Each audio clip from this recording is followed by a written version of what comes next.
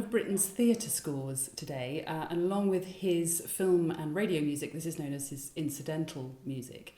This is the Ascent of F6. F6 is a mountain, and in fact the whole play is about mountaineering.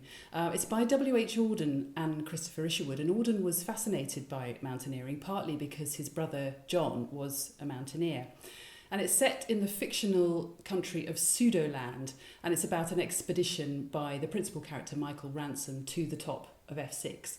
But it's also a satire about British imperialism and the need to conquer and possess other territories.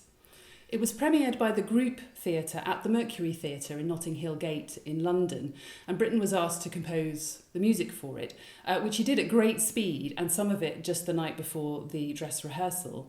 And it was also a very difficult time for Britten. He'd been completely kiboshed, understandably, by the quite sudden death of his mother only about a fortnight before. As I mentioned, this is incidental music, and there are about 14 or so numbers in it, and some of the numbers are just transitional to get from one scene to another, but there is some really interesting material in this as well. Britten always did something a bit different, even if he was just writing at great haste for a particular commission. The piece is scored for piano duet and percussion and a full choir. There's a mezzo-soprano soloist and other speaking roles.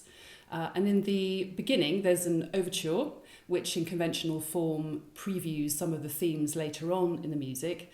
And the piano duet begins with a dotted figure that's perhaps a little overdetermined in its musical illustration. It's literally ascending up the piano. And there's a beautiful song, a lullaby, really, for mezzo-soprano, which is sung by Michael Ransom, the principal character's mother, to her son, which, given Britain's circumstances at the time, must have been especially poignant for him to write.